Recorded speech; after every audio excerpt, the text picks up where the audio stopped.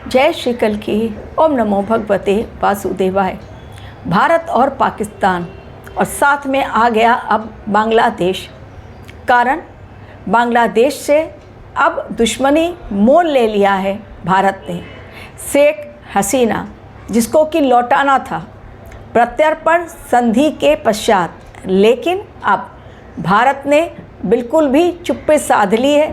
यानी शेख हसीना को लौटाने का सवाल ही नहीं उठता और इस नाते अब बांग्लादेश भी पाकिस्तान के साथ मिलेगा ऑपरेशन सिंदूर पार्ट 2 के युद्ध में। जो सब लोगों को अभी लग रहा है ये युद्ध नहीं होगा, अब उस पर मुहर लगा दी है पाकिस्तान के ही फॉर्मर पीएम यानी अनवर उल हक ने। और ये बात मुझ तक पहुंचाई प्रियांशु ने, जो मेरे सब्सक्राइबर हैं। प्रियांशु जी आपका बहुत बहुत धन्यवाद मुझ तक ये बात पहुंचाने के लिए। यानी जो बातें मैं कह रही हूँ मुहर लगाते जा रहे हैं मेरे ही चैनल के सब्सक्राइबर, लेकिन अब भी बहुत लोग ओवर कॉन्फिडेंट हैं कि भारतवर्ष कोई भी युद्ध नहीं लड़ेगा। हर हाल में भारतवर्ष को हर कदम पर एक नई जंग के लिए तैयार न सिर्फ होना है बल्कि युद्ध के मैदान में जिस प्रकार तैयार किया गया था अर्जुन को कि शस्त्र उठाओ, अस्त्र उठाओ, लड़ना ही पड़ेगा, अस्त्र और शस्त्र के बिना तुम्हारी जीत पक्की नहीं हो सकती। श्री कृष्ण ने रोक दिया था गीता ज्ञान के लिए महाभारत के युद्ध को। इस समय भी अतिचारी गुरु, वक्रीय शनि, वक्रीय बुध, इस समय तीनों बड़े ग्रह वक्रीय शनि, वक्रीय गुरु, वक्रीय बुध, अतिचारी गुरु लगातार अब और मंगल की महादशा। भारतवर्ष एक ऐसे युद्ध के चक्र में फंस चुका है जिसमें से उसे निकलने का कोई रास्ता दिखलाई नहीं पड़ रहा है। और इसलिए केवल शोपीस में सजाने के लिए नहीं, शोपीस में जो हम लोग लगाते हैं ना शोकेस में, तो शोकेस में लगाने के लिए नहीं, हमारे जो मिसाइल्स और हमारे जो ड्रोन्स तैयार हो रहे हैं वो केवल शोकेस में लगाने के लिए शोपीस की तरह नहीं है, बल्कि उनका इस्तेमाल होगा। कहीं ना कहीं हमारी सरकार को अंदाज़ा हो गया है आने वाला समय हमारे देश के लिए खतरनाक साबित हो सकता है। पाकिस्तान को लग रहा है कि वो डिसाइड करेंगे कि युद्ध का समय कब होगा। क्या ऑपरेशन सिंदूर का समय पाकिस्तान तय करेगा? क्योंकि बड़ी बड़ी बातें अब पाकिस्तान की धरती से हम तक पहुंच रही हैं और वो भी धमकी मोदी जी को और अमित शाह जी का नाम लेकर उन्हें दी जा रही हैं धमकियां, और एक्सेप्ट भी किया जा रहा है कि हाँ दिल्ली ब्लास्ट में पाकिस्तान का हाथ है। तो जब खुले तौर पर ये लोग एक्सेप्ट कर रहे हैं पाकिस्तान की धरती से, और उनके ही फॉर्मर पीएम अनवर उल हक जी ने जब उन्होंने ही एक्सेप्ट कर लिया कि हाँ यहाँ पर इसमें हमारा हाथ है और अब समय हम तय करेंगे, जी नहीं, समय केवल और केवल हमारा देश तय करेगा। मंगल की महादशा में भारत का उग्र रूप अब देखने को मिलेगा।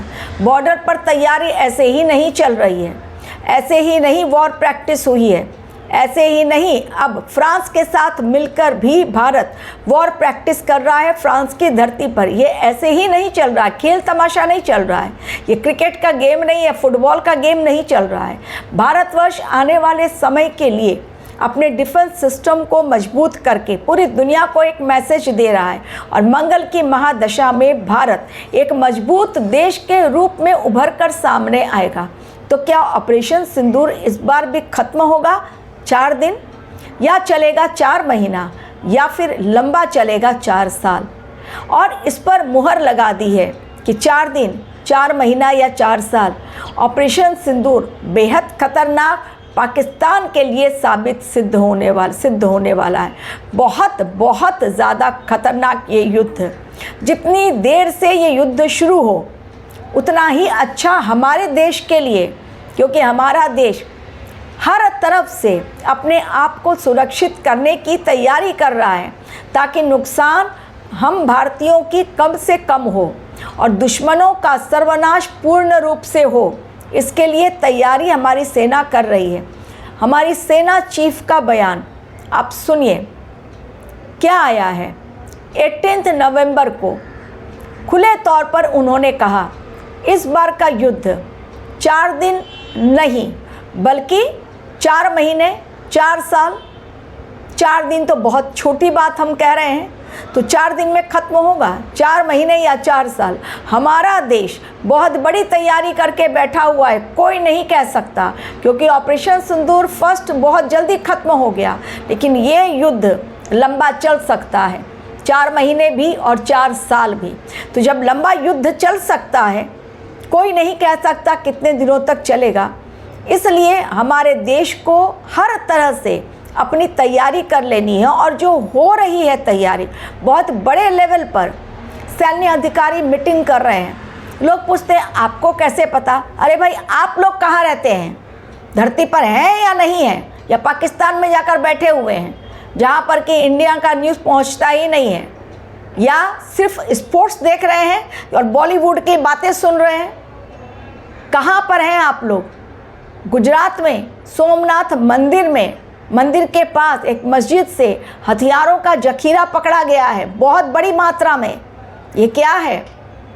अभी भी 15 ह्यूमन बॉम्बर घूम रहे हैं, सुसाइड बॉम्बर घूम रहे हैं, 15, 1-2 नहीं, जिन्होंने कि अगर देश को दहला दिया 15 शहरों में, 15 राज्यों में, 15 जगहों पर, तो सोचिए हमारा देश कितना बुरी तरह दहल जाएगा, कितने लोग मारे जाएंगे। ऐसे ही नहीं, बार बार 25 नवंबर को अयोध्या में राम मंदिर में ध्वजारोहण का कार्यक्रम है, बहुत बड़ा, 8000 लोग पहुंच रहे हैं, लेकिन खतरा है, रेड अलर्ट है। सुरक्षा एजेंसियां बहुत बड़ी चेतावनी दे रही हैं कि अयोध्या और नरेंद्र मोदी वहाँ चूँकि पहुँच रहे हैं, तो खतरा अमित शाह जी, योगी आदित्यनाथ, ये तीनों नेताओं पर बहुत बड़ा खतरा मंडरा रहा है, और अयोध्या पर भी, धार्मिक स्थलों पर भी। इसलिए आपने बहुत ज़्यादा प्रिकॉशन के तौर पर क्या किया है, हमारी जो सिक्योरिटी फोर्सेज हैं, जो 8000 लोग वहाँ पहुँचेंगे, पहले मोबाइल अलाउड किया था, कुछ समय के लिए बंद, अभी टोटली बैन कर दिया है।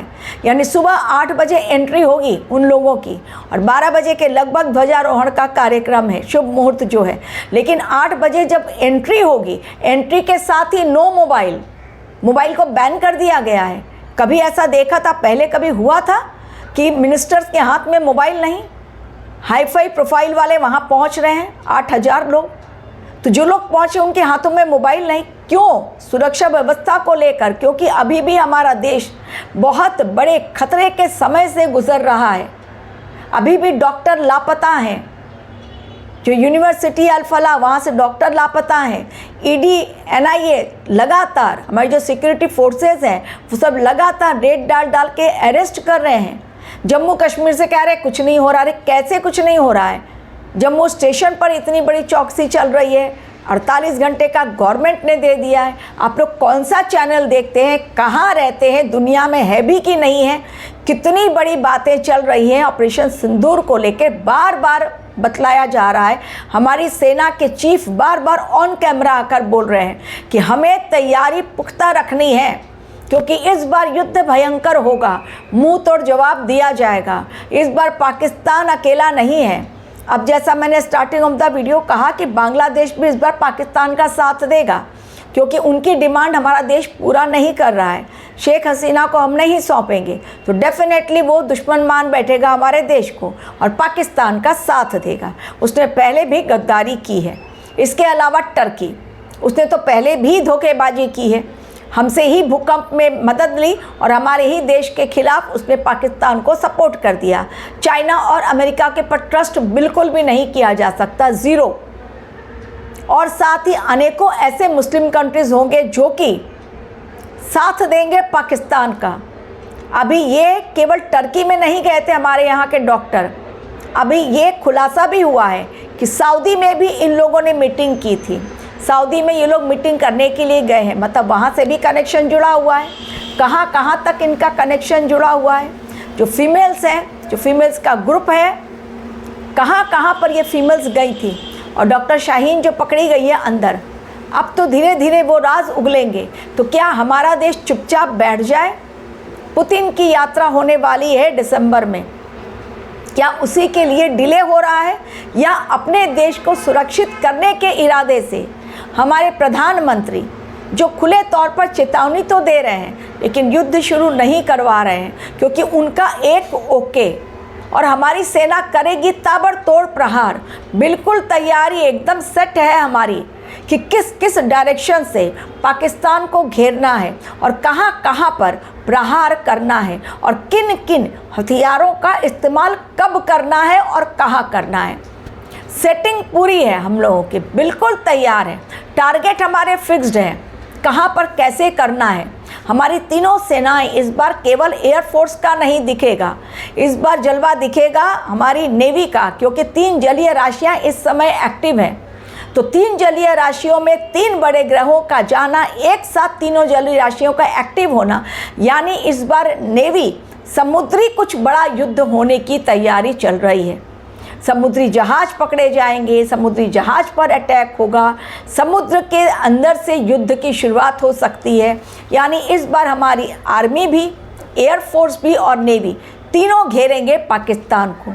तो ये केवल 4 दिन या 4 हफ्ता चलने वाला युद्ध नहीं रहेगा, लंबा खींचेगा, क्योंकि ये हमारे और आपकी बातें नहीं। अगर सेना चीफ ऑन कैमरा आकर ये बातें करते हैं तो ये बहुत बड़ी बात है कि लंबा चल सकता है ये युद्ध। इसलिए हमें अपनी सुरक्षा का पुख्ता इंतजाम कर लेना पड़ेगा ताकि कैजुअल्टीज़ हमारे देश में कम हो। 17, 18, 19 के लिए आप लोगों को मैंने ऑलरेडी अलार्मिंग डेट दिया था। इतने भीषण एक्सीडेंट्स हुए 17 को भी, 18 को भी और 19 को भी। लगातार लोग मुझे मेल भेज रहे हैं। मेल पर लोग कहते हैं कि हाँ, आपने जो कहा कि कोहराम मचेगा, मौत का तांडव, एक्सीडेंट्स होंगे, वो सही में हो रहे हैं। हम लोग अपनी आंखों के सामने देख रहे हैं कि आपकी भविष्यवाणी सत्य हो रही है। तो मुझे बोलने की ज़रूरत नहीं, लोग अपने आप मेल भेजकर मेरी बातों पर मुहर लगा देते हैं। अनेकों मेल आ जाते हैं कि आपकी बातें सही हो रही हैं और मेरा मेल आईडी भी बिल्कुल सही है। पता नहीं वेंकट कुलकर्णी जी एक है जिनको लगता है मेरी और उनकी तरह 2-4 और लोग हैं कि मेल आईडी आपका रॉन्ग बतला रहा है। आप लोग शायद गलत टाइप कर रहे हैं या आपका मेल बॉक्स फुल हो चुका है, इसलिए आप लोग नहीं सेंड कर पा रहे हैं। अन्यथा हमारे इसी मेल आईडी से जो मैं देती हूँ, jayashree.verma@201, उस पर सभी लोग भेजते हैं और सभी का मेल मुझे मिलता है। कुंडली एनालिसिस के लिए, टेलीफोनिक कंसल्टेशन के लिए और 2026 उनका कैसा जाएगा। यदि आपको भी चाहिए तो आप भी मुझसे कंसल्टेशन ले सकते हैं, टेलीफोन पर भी या मेल के ज़रिए। लेकिन ये समय, इस समय युद्ध की घंटी तो बज ही चुकी है। रेड अलार्म, बिल्कुल अलार्मिंग टाइम ये है और इस समय युद्ध का बिगुल जो बजा है वो भीषण है। यानी युद्ध के लिए हमारा देश बिल्कुल तैयार बैठा है और पाकिस्तान पर कब हमला करना है ये पाकिस्तान डिसाइड नहीं करेगा कि भारतवर्ष के संग कब उसे युद्ध लड़ना है। हैसियत ही नहीं है पाकिस्तान की, क्योंकि उसका इतिहास भूगोल मिटने वाला है। बहुत अत्याचार कर लिए पाकिस्तान ने और बहुत बड़बोलापन दिखला दिया। अब बारी हिंदुस्तान की है, क्योंकि ये 7 साल मंगल की महादशा, पूरी दुनिया शीश झुकाएगी भारतवर्ष के सामने जब 7 वर्षों के पश्चात, जब नए भारत का स्वरूप देखने को मिलेगा पूरे विश्व में। और भारतवर्ष किसी के सामने झुकेगा नहीं, बल्कि बाकियों को झुकाएगा जो कि बड़बोलापन करते हैं और बेकार की धमकियां देते हैं भारतवर्ष को। तो हो जाए तैयार, रहे तैयार, सचेत रहें। कब किस समय रात को अचानक बड़ा प्रहार हो जाए ये कोई नहीं कह सकता। और सामने खुलकर बातें सरकार बिल्कुल नहीं रख रही हैं। जो होगा अचानक होगा और रात के अंधेरे में होगा। Thank you very much for watching.